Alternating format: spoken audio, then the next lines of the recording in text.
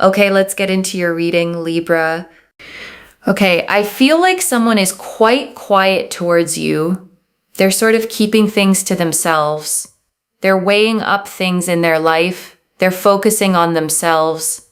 Their real focus and energy is mainly on themselves, their own life, and what they are doing. So this is the Temperance energy here. They are so heavily focused on themselves, and you feel confused because this person showed you a lot of attention or words or communication once upon a time, and now there is just crickets. And the Temperance card shows an angel standing with 1 foot on land and 1 foot in the water, okay, pouring liquid slowly between 2 cups, a path leading up to a rising sun behind them. And it's the card of balance, of patience, of someone taking their time to get the mix of their life exactly right. And I want you to hold on to that image, okay? Because it reframes the whole silence right from the start. This person isn't pouring nothing. They're pouring inward. All that careful, patient energy that used to flow toward you is currently being poured into steadying their own life. And that's a very different thing from them not caring. There's an energy here of just feeling like they are so silent, and it really sort of upsets you and overwhelms you and frustrates you all at the same time. You're just like, you were putting in so much effort and so much work. Like, why? You're just confused as to why this person isn't doing anything much towards you, because they showed you so much consistency and effort at one point. And I want to really name that whiplash, okay? Because it's one of the most disorienting feelings there is. It's not that they were never interested. If they'd been cold from the start, you could file it away easily. It's that they were warm, consistent, putting in real effort, and then it stopped. And that contrast is exactly what's got your mind spinning, because it doesn't add up with the person they showed you they were. They were really taking initiative or even spending money and taking time, right? Like, time is also really important. It's not just about money. And so the Knight of Wands here shows, right? They were physically really attracted to you. There could have been intimacy or just conversations that made you feel like this person was into you, and then nothing, and you just think to yourself, like, hang on a second. Like, why are they not saying anything right now? Why have they pulled away? Why is there this energy of limbo? And the Knight of Wands is shown charging on horseback, okay? Armor patterned with salamanders, the horse rearing up mid-motion, the whole card leaning forward with heat and desire and momentum. And it's the card of passion, of physical attraction, of someone who acts on fire when they feel it. So notice what that card is confirming, okay? The effort you experienced was real. The attraction was real. The into you energy was real. You did not misread it. You did not make it up.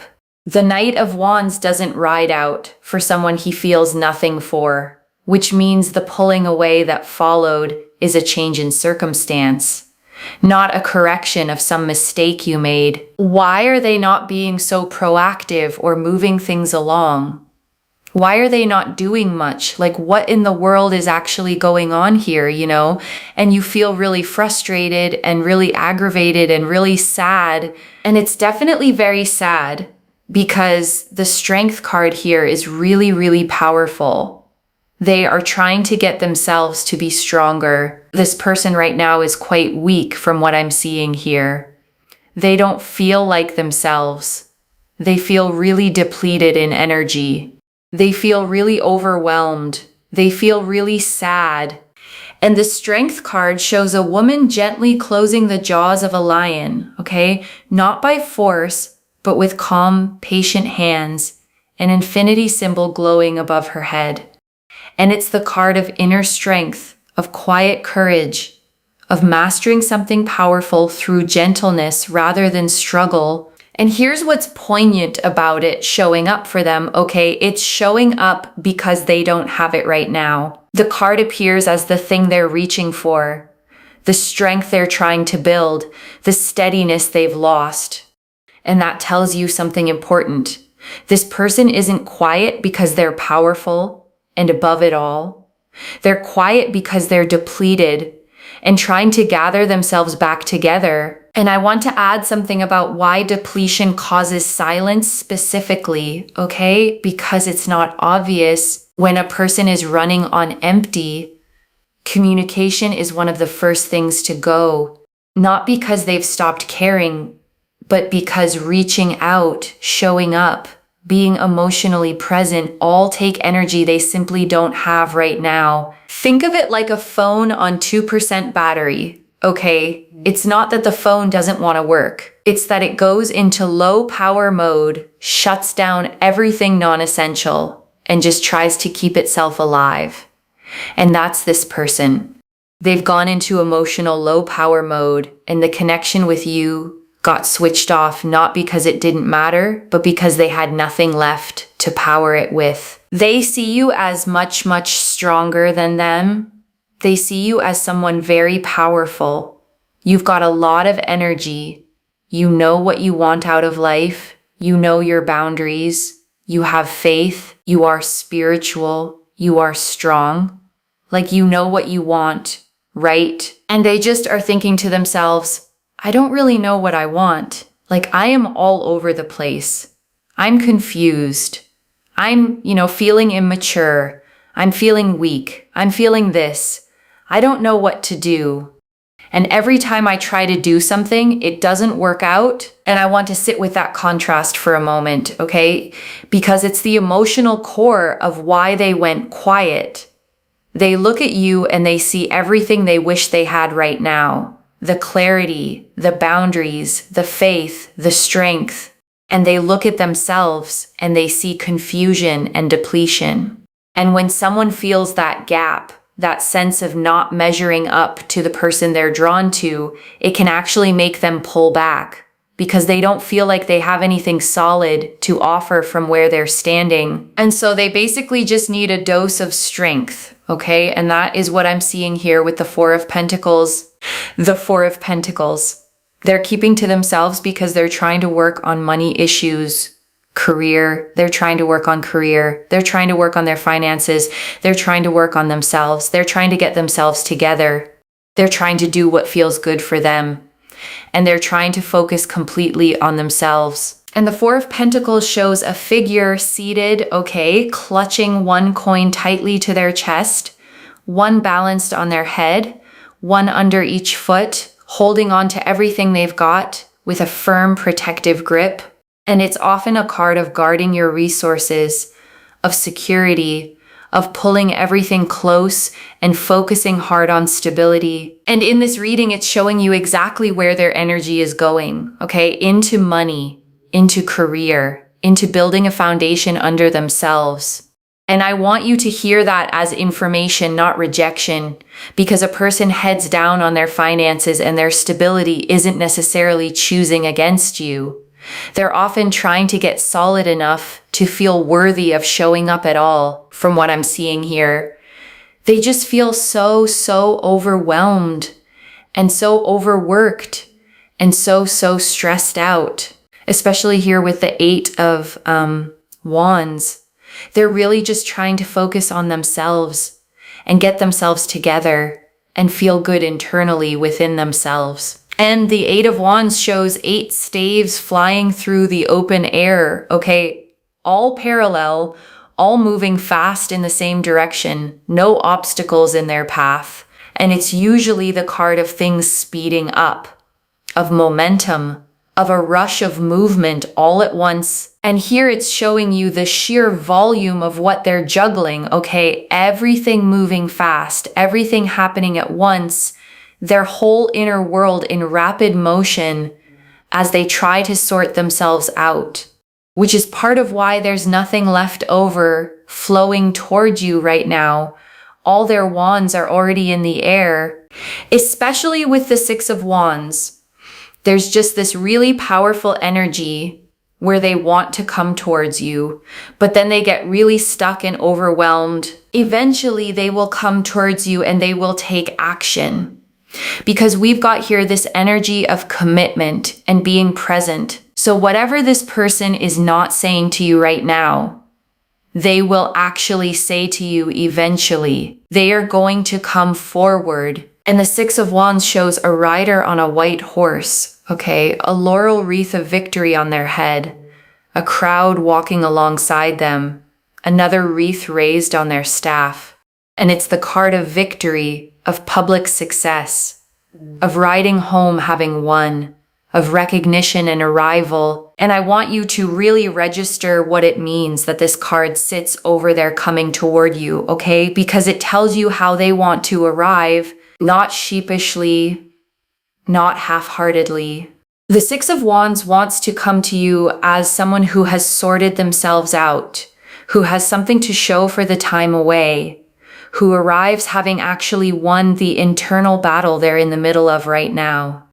And that's worth the wait, because a person who arrives from Six of Wands arrives steadier than the one who pulled away. There's just a bit of this sort of energy of things being stuck. It's a bit like, okay, if you have a pipe and it's just blocked with something, there's that kind of energy that's coming through. And once we clear the pipe, things are just moving and flowing rather well. And so that's what I'm seeing here. And I love that pipe image, okay? Because it captures something true about this person's silence. The water is there. The feeling is there. The wanting to come toward you is there. It's not absent, it's blocked. And a blockage is a completely different situation from an empty pipe, because once the thing causing the block gets cleared out, everything that was building up behind it comes rushing through at once. And I want you to really hold that distinction, okay, between blocked and empty, because it changes how you wait. If the pipe were empty, waiting would be pointless. You'd just be staring at a dry pipe, hoping water appears from nowhere. But a blocked pipe has full pressure behind the blockage, building the whole time. And the only question is when the block clears. And the cards have told you what the block is, okay? It's their depletion, and it's those negative voices. Both of those are temporary. The depletion lifts as they rebuild. The voices lose their grip as this person wakes up to them. And when both of those clear, everything that's been building behind them flows toward you all at once, especially with the Three of Cups. I feel like this person, there's this like sticky, overwhelming kind of energy, and they need water to kind of like clear that sticky energy, wash out that, that energy, because we've got here the Chariot. And the Three of Cups shows three figures raising their cups together in a circle, okay, mid-celebration, surrounded by a harvest. And it's usually a card of friendship, of community, of the people around you. And hold on to that, because the Three of Cups is going to come back later in this reading and tell us something very specific about the people around this person. And the Chariot shows a figure standing in a chariot pulled by two sphinxes, okay, one black and one white, driving forward through sheer control and will. And it's the card of forward motion, of pushing through, of taking the reins, and moving decisively in one direction. So let's have a little bit more of a look into things. I'm going to grab another deck of cards just to like really take a look at that, because I can see here that they're clearly going to come towards you. I can see here, right? Obviously right now they're focusing on multiple other things, but look at that Ten of Pentacles. They are going to approach you. They're going to come to you. They're going to want to make things work with you. And the Ten of Pentacles shows 3 generations of a family together under a grand archway, okay? An old man with his dogs, a couple, a child, the family crest carved into the stone, coins arranged across the whole image. And it's the card of legacy, of lasting foundations, of long-term security, and building something that endures. And I want you to notice how significant it is. Okay, that this is the card for how they approach you. It's not a fling card. It's not a casual card. The Ten of Pentacles is one of the most long-term, settled, building a future cards in the entire deck. So when they do come toward you, the energy behind it is the lasting kind, not the passing kind. Look at that Six of Pentacles. They're going to talk to you. Whatever they are not saying right now, they are going to express to you and explain to you and make things happen with you and to you. Okay. And the Six of Pentacles shows a robed figure holding a balanced set of scales, okay, dropping coins into the open hands of two people kneeling before them. And it's the card of giving and receiving, of generosity, of a fair and open exchange flowing between people. And here it's confirming the communication is coming, okay? The giving back is coming. The exchange that's been so one-sided lately, where you gave and got crickets, is going to rebalance, and this person is going to start actually putting something back into the connection instead of only taking the quiet. Okay, we have Magician. The Magician, Mercury, planet of communication. I'm telling you, okay, when I say things, I really mean it. When I see things on the cards always reflect what I say, because to be honest, that is how I work as a reader. And it's nice for you to be able to see that. Look at this, right? I said Mercury, and the Magician stands at his table with all four suits laid before him. Okay, one hand raised to the sky and one pointing to the earth, the infinity symbol above his head. And he is the card of manifestation, of will turning into reality, and above all here, of communication. Since he's ruled by Mercury, the planet of the mind and the message. So who came out? The Hermit. Mercury. The Hermit. Hermit is ruled by Virgo. Virgo's ruling planet is Mercury. This is very, very powerful, because this just goes to show they're going to absolutely communicate with you and contact you and progress towards you. And the Hermit stands alone on a snowy peak, okay, holding up a lantern with a single glowing star inside it, a staff in his other hand. And it's the card of withdrawal, of going inward, of stepping back from the world to find something out in solitude. And I want to name why it's so fitting that the Hermit appears right here, okay? Because it describes this whole phase perfectly. This person has gone into their cave. They've withdrawn. They're on the mountain alone with their lantern, working things out. But the Hermit never stays on the mountain forever. The whole point of his journey is that he goes inward to find his light, and then he comes back down to share it. The withdrawal is a phase, not a permanent address. So let's have a look and see, regarding what they've been struggling with, what is going to happen there. Three of Cups. The Three of Cups. So second time we got the Three of Cups. Okay, so they've just been feeling overwhelmed. I feel like there's been someone jealous around them.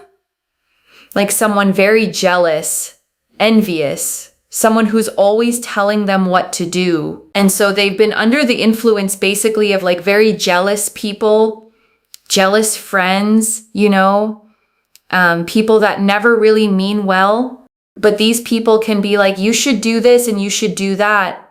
And like, don't date or don't see people, just focus on yourself, be independent. Like, why do you need to depend on others? And now I want to come back to what I said earlier, okay, about the Three of Cups being the people around you card. This is why it came up twice. The first time it was pointing at a sticky energy that needed clearing. And now the second time, it's naming exactly what that sticky energy is. It's other people. It's the crowd around this person, the friends, the voices in their ear. They are around this kind of person. Okay, it could be a friend, could be a coworker, could be someone in their family, but there's someone here that's just influencing them and sort of de-influencing them from being in a romantic connection and sort of just focusing on themselves. And that's why this person started to pull away from you, right? They've just been under the influence of someone quite negative. And I want to pause here because this reframes everything, okay? And it's probably the single most important thing in this whole reading. The pulling away was never really about you. It wasn't that you did something wrong. It wasn't that their feelings vanished. There were voices in their ear talking them out of it, telling them to stay single, telling them not to need anyone, telling them romance was a distraction from themselves. And when someone's in a depleted, uncertain place, okay, like the Strength card showed us they're much more vulnerable to that kind of influence. A person who's sure of themselves shrugs off bad advice. A person who's confused and overwhelmed reaches for whatever voices sound confident, even when those voices don't have their best interests at heart. And so now they're starting to realize, hang on a second, those people don't mean well. They'll realize their life doesn't feel great when they listen to those people. Remember, it takes time. When we try to follow some kind of advice, it takes time for us to see those results of what that actually has brought and what it hasn't. And so now this person has realized, hang on a second, this doesn't actually make me feel great. Like, you're telling me to be single and I don't feel great being single. And so now they're realizing, hang on a second, this person is not really telling me the right thing. So I am just going to do what I want to do. And then boom, they come towards you. Okay, boom, they come towards you. They contact you. They progress towards you. And I want to sit with that realization arc for a second, okay? Because it's actually a healthy and hopeful thing to witness. This person is learning something. They tried following the advice to isolate, to stay single, to wall themselves off, and they discovered through living it that it made them miserable. And that lesson, learned the hard way, tends to stick because nothing teaches you what you want quite like trying the opposite and feeling how wrong it fits. I feel like there's more than one, okay? I feel like there's a little posy of people here that are kind of doing this, and it's not really nice, and it's really aggravated your person because they really listened to this person or people and started kind of doing what they were saying and realized, actually, you know what? I'm not that happy. I'm not that happy being single, and independent. I actually do want a relationship and I do want to progress things. I do want happiness. I do want love. And you're telling me not to do all of that. But then, they were listening to that and now they realize, hang on a second, I need to listen to myself is what they're going to be thinking. So that is really what we have here. It's a very powerful energy in that sense. And it is significant, right? Super, super significant. And I want to speak to what this means for you, okay? Because there's a temptation to hear all of this and feel angry at these people or anxious about their influence. And I understand that. But here's the thing to hold on to. You don't actually have to do anything about them. The reading is showing that this person is waking up to it on their own, in their own time, through their own lived experience of being unhappy. That's a realization no outside voice forced on them, which is exactly why it'll hold. And I want to name why realizations like this are so durable, okay? Because it matters for what's coming. There are two ways a person changes their mind. One is when someone argues them into it, and that kind never lasts. Because the moment a louder voice comes along, they change their mind right back. And the other way is when life itself teaches them, when they try something and feel with their own body how wrong it was for them. And that second kind is permanent, okay? Because you can't argue someone out of their own lived experience. This person followed the advice to isolate, and they lived the emptiness of it. Nobody had to convince them it felt bad. They felt it. And a lesson learned in the body like that doesn't get unlearned the next time someone tells them to stay single. So I thought we'd look at a message card here. I'm not used to the love you give me. So we have I'm not used to the love you give me. So yeah, they haven't been used to like having someone that does so much, gives so much, is so emotionally expressive. So that also kind of overwhelmed them. And I want to slow all the way down on this message, okay? Because it's the tender heart of the whole reading and it deserves more than a passing line. I'm not used to the love you give me. Sit with that. Because what it tells you, okay, is that your love wasn't too little. It was more than they'd ever received before. You were consistent, expressive, generous, present. And instead of that feeling safe to them, it felt unfamiliar. And unfamiliar can feel overwhelming to someone who's never been loved that well. And I want to be really clear about something, okay? Because you might be tempted to take the wrong lesson from this. The lesson is not that you loved too hard, or that you should dim yourself down, or give less next time. The fact that your love overwhelmed someone who wasn't used to being loved well is not a flaw in your love. It's a sign of how real it was. And I want to go one layer deeper on this, okay? Because there's something worth understanding about people who aren't used to real love. When you've grown up or gone through life receiving love that was inconsistent or conditional or thin, your nervous system actually calibrates to that. The thin version starts to feel normal and safe simply because it's familiar, and then someone like you comes along, okay, and offers the real thing. Full, consistent, expressive, and instead of relief, it can trigger something almost like alarm because it's so unfamiliar that it doesn't compute as safe yet. It computes as too much, as overwhelming, as something they don't have the framework to hold. And that's not a life sentence for them, okay? It's a skill they can learn. People can grow into being able to receive love, and often the person who finally teaches them is exactly the one whose love overwhelmed them at first. So the overwhelm you saw wasn't rejection. It was someone meeting a bigger love than they knew what to do with. And then they kind of thought like, okay, let me listen to, what other people have to say. And those other people were like, no, just be independent and look after yourself, And then they realized, no, actually, I do want love. And they're starting to realize that. And they will tell you that, I'm not used to the kind of love that you give. So picture how those two things collided in them, okay? Because it explains the whole retreat. On one side, you giving them a kind of love they'd never known, which overwhelmed them. And on the other side, a posy of voices telling them to stay independent, to not need anyone, to focus only on themselves. And in a weak, depleted moment, the voices telling them to retreat were easier to follow than the love that asked them to be brave. But that's shifting now, okay? And that's the whole hopeful turn of this reading.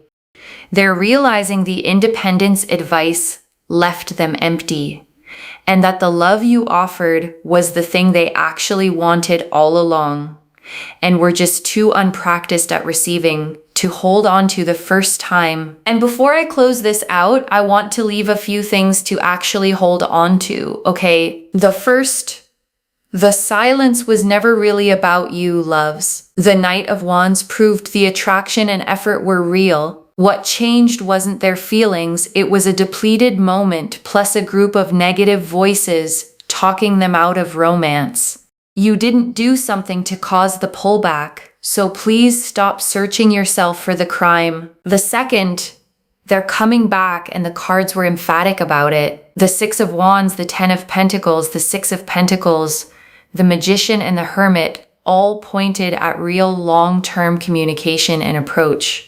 The pipe is blocked, not empty, and blockage is clear. The third, your love was never too much. The message card said it plainly, I'm not used to the love you give me. That's not a criticism of you, it's a confession of how rare what you offered was. Don't shrink it.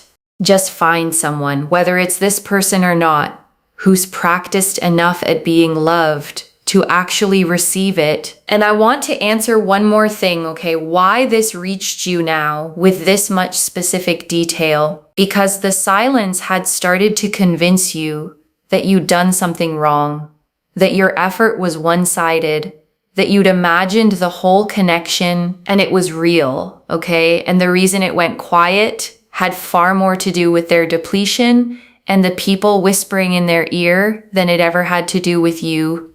I don't pull Temperance, the Knight of Wands, Strength, the Four of Pentacles, the Six of Wands, the Ten of Pentacles, the Magician, and the Hermit, and a message card that literally says, I'm not used to the love you give me, all by accident. And I want to speak to the tired, hurt part of you for a second, okay? The one quietly thinking, but if they wanted me, none of that would have stopped them. That voice is holding them to a strength they didn't have. The Strength card showed us they were depleted, not powerful, and depleted people get talked out of good things all the time. It's not proof they didn't want you.